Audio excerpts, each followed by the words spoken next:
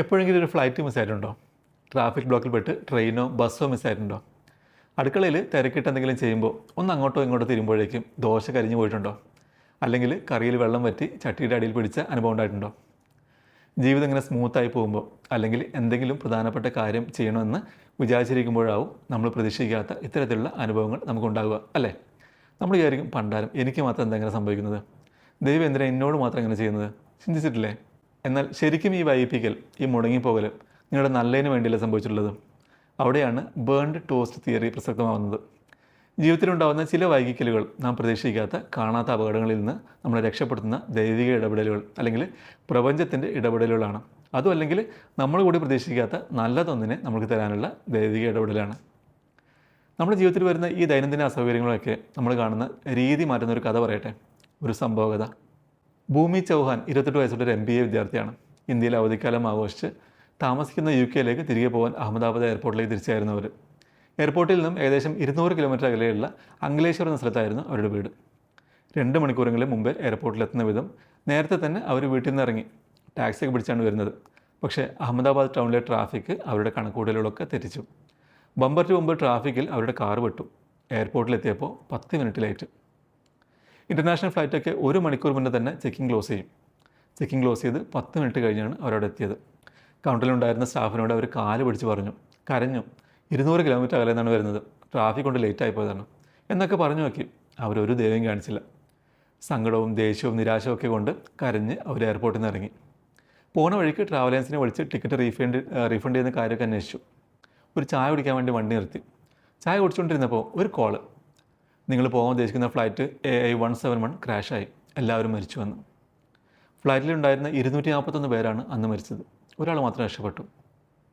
അവർ ചോദിച്ചപ്പോൾ പിന്നീട് പറഞ്ഞെന്താണെന്ന് വെച്ചാൽ, ഫ്ലൈറ്റ് മിസ്സായപ്പോൾ ഞാൻ വിചാരിച്ചിരുന്നത്, ഞാൻ എന്നെ തന്നെ കുറ്റപ്പെടുത്തിയിരുന്നത് കുറച്ചുകൂടി നേരത്തെ ഇറങ്ങിയാൽ മതിയായിരുന്നു എന്നാണ്. എന്നാൽ ഫ്ലൈറ്റ് മിസ്സാവില്ലായിരുന്നു എന്ന്. അവിടെയാണ് ഞാൻ നേരത്തെ പറഞ്ഞ ബേൺഡ് ടോസ്റ്റ് തിയറി പ്രസക്തമാകുന്നത്. പ്രകൃതിയുടെ തീരുമാനം മറ്റൊന്നായിരുന്നു. പറഞ്ഞു വരുന്നത് എന്താണെന്ന് വെച്ചാൽ, ജീവിതം എപ്പോഴും നമ്മുടെ ജീവിതത്തിൽ സംഭവിക്കാൻ പോകുന്ന കൊടുങ്കാറ്റുകളെക്കുറിച്ച് മുന്നറിയിപ്പുകൾ തരില്ല. അതിന് പകരം ചെയ്യുന്നത് ഒരു റോഡ് ബ്ലോക്ക് ആവും, അല്ലെങ്കിൽ ഒരു ദോശ കരിക്കലാവും. അത് സംഭവിക്കുമ്പോൾ നമ്മൾ വിചാരിക്കും, ഇന്നത്തെ ദിവസം പോയി, അല്ലെങ്കിൽ എന്തേ എനിക്ക് മാത്രം ഇങ്ങനെ സംഭവിക്കുന്നത്. പക്ഷേ പിന്നെ തിരിഞ്ഞു നോക്കുമ്പോഴാവും അത് നല്ലതിനായിരുന്നു, അതൊരു അനുഗ്രഹമായിരുന്നു എന്ന് മനസ്സിലാകുക. ചിലപ്പോൾ ഒരു റിലേഷൻഷിപ്പ് നിങ്ങൾ നിർത്തിയത് വർഷങ്ങളായിട്ട് നിങ്ങൾ അനുഭവിച്ചു പോരുന്ന ദുരിതത്തിന് ഒരു അറുതിയാവുകയാണെങ്കിലോ, ഒരു ജോലി നഷ്ടപ്പെട്ടത് കാലങ്ങളായിട്ട് നിങ്ങളുടെ സന്തോഷം ഇല്ലാതാക്കുന്ന, നിങ്ങളെ വളരാൻ അനുവദിക്കാത്ത ഒരു ജോലിയിൽ നിന്നുള്ള മോചനമാണെങ്കിലോ, അതുവഴി ഒരു നല്ല ഭാവിയിലേക്കുള്ള വാതിൽ തുറന്നാണെങ്കിലോ, അല്ലെങ്കിൽ മനസ്സുകൊണ്ട് പ്രാഗിയ ഒരു ട്രാഫിക് ബ്ലോക്ക് നിങ്ങളുടെ ജീവൻ രക്ഷിച്ചാണെങ്കിലോ, നമ്മുടെ അഹമ്മദാബാദിലെ പെൺകുട്ടിക്ക് സംഭവിച്ച പോലെ. ഇനി ബേൺ ടോസ്റ്റ് തിയറി എന്താണെന്ന് പറയാം. അതിൽ പറയുന്നത്, എല്ലായ്പ്പോഴും നമ്മുടെ ജീവിതത്തിൽ നമ്മൾ ആ സമയം ആഗ്രഹിക്കുന്നത് സംഭവിച്ചില്ലെങ്കിൽ, ഉദാഹരണത്തിന് രാവിലെ എണീക്കാൻ വേണ്ടി അലാറം വെച്ച് അടിച്ചില്ല, നമ്മൾ എണീച്ചില്ല, ഒരു പ്രധാനപ്പെട്ട പരിപാടി അല്ലെങ്കിൽ ഒരു മീറ്റിംഗ് ക്യാൻസലായി, അതല്ലെങ്കിൽ ഒരു ട്രെയിൻ മിസ്സായി, ഒരിക്കലും ആ നിമിഷത്തെ പഴിക്കേണ്ട ആവശ്യമില്ല. വൈകലിനെ നമ്മുടെ വിധി എന്ന് പറഞ്ഞ് പരിഭവിക്കേണ്ട ആവശ്യമില്ല. ചിലപ്പോൾ പ്രകൃതി നമ്മളോട് ഇങ്ങനെ പറയുന്നതാവും, ഇങ്ങനെയല്ല, ഈ സമയത്തല്ല, ഞാൻ നിന്നെ സംരക്ഷിക്കുകയാണെന്ന്. ഒന്ന് ആലോചിച്ച് നോക്കിയേ, എപ്പോഴെങ്കിലും നിങ്ങൾ ആഗ്രഹിച്ചത് നിങ്ങൾക്ക് കിട്ടാതെ വരികയും മാസങ്ങൾക്ക് ശേഷം അല്ലെങ്കിൽ വർഷങ്ങൾക്ക് ശേഷം അത് അന്ന് നടക്കാതിരുന്നത് എത്ര നന്നായി എന്ന് തോന്നുകയും ചെയ്തിട്ടില്ലേ? അപ്പോൾ ആ സംഭവിച്ചതൊന്നും യാദൃശ്ചികമല്ല, പ്രകൃതിയുടെ വഴിതിരിച്ചുവിടലാണ്. എൻ്റെ ഒരു കഥ ഞാൻ പറയാം. എനിക്ക് ചെറുപ്പം മുതലേ യാത്രകൾ ഇഷ്ടമായിരുന്നു. അതുകൊണ്ട് തന്നെ എയർപോർട്ടിലും എയർലൈൻസുകളിലൊക്കെ ജോലി കിട്ടണമെന്ന് ഭയങ്കര ആഗ്രഹമായിരുന്നു. കാരണം യാത്രകൾ തുടങ്ങുന്നത് വിമാനത്താവളങ്ങളിൽ നിന്നാണല്ലോ എന്നായിരുന്നു അന്നൊക്കെയുള്ള ചിന്ത.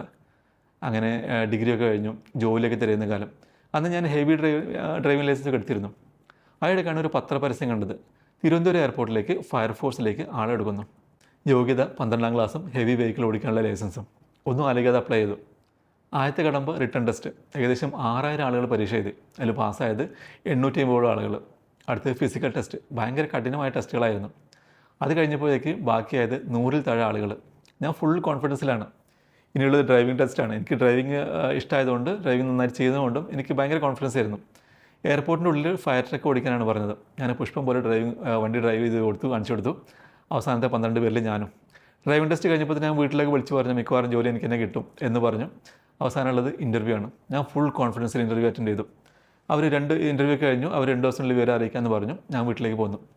ജോലി കിട്ടിയെന്ന് 100% വിശ്വസിച്ച് ഞാൻ 2 ദിവസം തള്ളി നീക്കി. 2 ദിവസം കഴിഞ്ഞ് 3 ആയി, 4 ആയി. കോളുകളൊന്നും വരുന്നില്ല. ലാസ്റ്റ് ഒരാഴ്ച കഴിഞ്ഞപ്പോൾ ഞാൻ അങ്ങോട്ട് വിളിച്ചു. മറുപടി കേട്ട് ഞാൻ തകർന്നു പോയി. 8 പേരെ എടുത്തു. അവൾക്കൊക്കെ അഡ്ജസ്റ്റ്മെൻറ്റ് വായിച്ചാലോ. എൻ്റെ പേരില്ല, ഞാൻ പുറത്ത്. എൻ്റെ ജീവിതത്തിൽ ഞാൻ അത്രത്തോളം വിഷമിച്ച് വേറെ സമയം ഉണ്ടായിട്ടില്ല എന്ന് തന്നെ പറയാം. മാസങ്ങളോളം അതെന്നെ വേട്ടയാടിയിട്ടുണ്ട്. വർഷങ്ങൾ വീണ്ടും ഒരുപാട് മുന്നോട്ട് പോയി. ഇന്ന് ഞാൻ യൂറോപ്പിലെ ഏറ്റവും വലിയ വിമാന കമ്പനികളിലൊന്നിൽ ജോലി ചെയ്യുകയാണ്. 70ഓളം രാജ്യങ്ങൾ വിസിറ്റ് ചെയ്തു. അതിൽ പല സ്ഥലത്തും 2-3 പ്രാവശ്യം പോയി. അന്ന് എനിക്ക് ആ ജോലി കിട്ടിയിരുന്നെങ്കിൽ കിട്ടുമായിരുന്ന ശമ്പളത്തിൻ്റെ പല മടങ്ങ് ഞാൻ വാങ്ങുന്നു. അതാണ് പറഞ്ഞത്, നമ്മൾ ആഗ്രഹിക്കുന്ന ഒന്ന് നമുക്ക് നഷ്ടപ്പെടുമ്പോൾ അതിനേക്കാളും എത്രയോ നല്ലതാവും പ്രകൃതി അല്ലെങ്കിൽ ദൈവം നമുക്ക് കരുതി വെച്ചിട്ടുണ്ടാവുക. പ്രശ്നം എന്താണെന്ന് വെച്ചാൽ, നമ്മൾ വിചാരിച്ച പോലെ കാര്യങ്ങൾ നടക്കുമ്പോൾ മാത്രമേ നമ്മൾ ആ പ്രോസസ്സിനെ വിശ്വസിക്കൂ. നമ്മൾ വിചാരിച്ച വഴിക്ക് പോകുമ്പോൾ മാത്രമേ നമ്മൾ ആ യാത്ര ഇഷ്ടപ്പെടൂ. യഥാർത്ഥ പരീക്ഷണം അതാണ്. നമ്മൾ ആഗ്രഹിച്ച ഒന്നിന് വരുന്ന കാലതാമസം നിങ്ങൾ ക്ഷമയോടുകൂടി അംഗീകരിക്കുമോ? അത് വിഷമമുണ്ടാക്കുന്നതാണെങ്കിലും ആഗ്രഹിച്ച ഒന്നിലേക്കുള്ള വഴി മാറിപ്പോയതിന് നിങ്ങൾ നന്ദി പറയുമോ? കാലം നിങ്ങളെ എങ്ങോട്ടാണ് നയിക്കുന്നതെന്ന് അറിയുന്നതിന് മുമ്പ് തന്നെ. എന്ത് തന്നെയാണെങ്കിലും നിങ്ങൾ ഉദ്ദേശിച്ച സ്ഥലത്തേക്ക് നിങ്ങൾ എത്തിയിട്ടില്ലെങ്കിലും അവസാനം വർഷങ്ങൾക്ക് ശേഷമാവും നിങ്ങൾക്ക് മനസ്സിലാകുക, ഞാനിപ്പോൾ എത്തിയത് ആണ് എനിക്ക് കൂടുതൽ നന്നായത് എന്ന്, നിങ്ങൾ എത്തേണ്ടടുത്ത് തന്നെയാണ് എത്തിയതെന്ന്. അപ്പോൾ അടുത്ത പ്രാവശ്യം ഫ്ലൈറ്റ് മിസ്സാകുമ്പോൾ, ദോശ കരിഞ്ഞു പോകുമ്പോൾ, ട്രാഫിക്കിൽ കുടുങ്ങി എത്തേണ്ടടുത്ത് എത്താൻ പറ്റാതെ വരുമ്പോൾ ദേഷ്യം പിടിക്കേണ്ട. എനിക്ക് മാത്രം എന്താ ഇങ്ങനെ എന്ന് ചിന്തിച്ച് വിഷമിക്കേണ്ട. ശ്വാസം വലിച്ചു വിട്ടിട്ട് പറയുക, ചിലപ്പോൾ ഞാനും കൂടി കാണാത്ത, പ്രതീക്ഷിക്കാത്ത ഒരു അപകടത്തിൽ നിന്നും എന്നെ രക്ഷപ്പെടുത്തിയതാവുമെന്ന്. കാരണം ചില വൈകലുകൾ ശിക്ഷകളല്ല, അത് പ്രൊട്ടക്ഷനാണ്, സംരക്ഷണമാണ്. അതിന് പ്രപഞ്ചത്തിന് ഒരു വിശദീകരണം നമുക്ക് ഒന്നും തരാൻ പറ്റില്ല. നമ്മൾ ആ പ്രോസസ്സ് വിശ്വസിക്കുക മാത്രം ചെയ്യുക. നിങ്ങൾക്കുണ്ടായിട്ടില്ല ഇങ്ങനെ നടക്കാതെ പോയതിന് ഒരുപാട് വിഷമിച്ച് പിന്നെ അത് നല്ലതിനായിരുന്നു തിരിച്ചറിഞ്ഞ ഒരു അനുഭവം? താഴെ കമൻറ്റായി പറയൂ.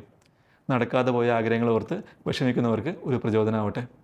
ഈ വീഡിയോ കാണണമെന്ന് നിങ്ങൾ ആഗ്രഹിക്കുന്ന ഒരാൾക്ക് വീഡിയോ ഷെയർ ചെയ്യൂ. ഇതുപോലുള്ള വീഡിയോക്ക് ചാനൽ സബ്സ്ക്രൈബ് ചെയ്യൂ.